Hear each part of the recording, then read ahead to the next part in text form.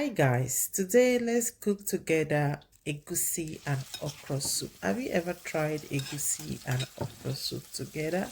It's an old-time fashion combination of soup, but it tastes really good because you get to feel the flavor of the okra inside the egusi. It's really nice, but some of you who doesn't like egusi soup, maybe it's too strong, it's too hard, add a little bit of okra and you will see it will change the taste completely and the texture.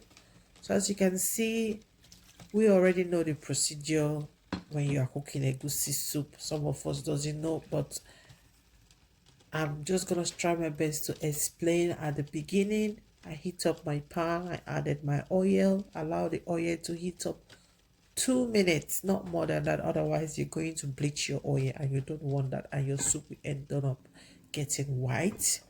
So I allow my oil to heat a bit. I added my egusi. I fry my egusi for like 3 to 4 minutes, and then I add my meat stock.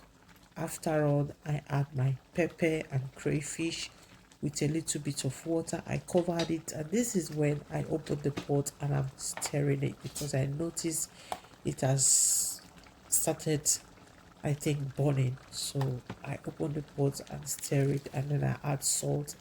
Here is when I added my crayfish. This is my stock fish. I boiled it separately, and I add one bonga fish. I didn't want to um, pieces the bonga. I just clean the skin and add it like so because I know I'll be the one to eat it, because don't forget bonga fish has a lot of bones, so I don't want to pieces it. And I add more water, keep stirring and stirring.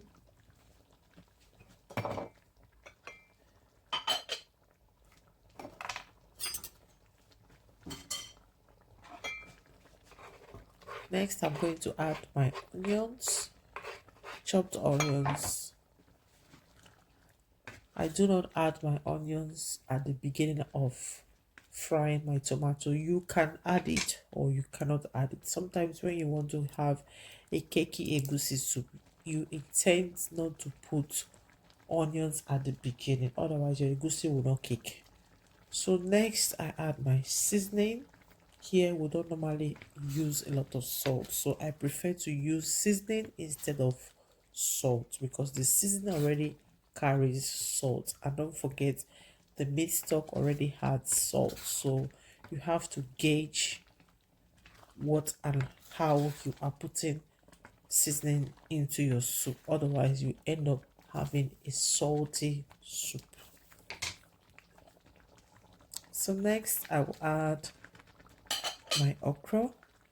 This is a leftover okra I had in my freezer, so it's a bit block, so I'll allow it to melt. As you can see, it has begun to melt. You can see the look of the soup is beginning to look different. Next I add a little bit of spinach I had in my fridge. It wasn't much, and maybe some of you might have known I don't really like a lot of vegetable soup on my a vegetable leaf on my soup, like egusi or bono. If it is vegetable soup, I will put a lot, but when it comes to egusi soup and ogbono, I don't really like a lot of leaf, so I added my leaf. And this is the ending look, final look of this egusi soup. Trust me, it really tastes nice. The look is so nice. It tastes just like how it's looking. It's just a little pot of soup, a small pot of soup, and it turns out really nice. My shaki, my skin, my fish. Thank you.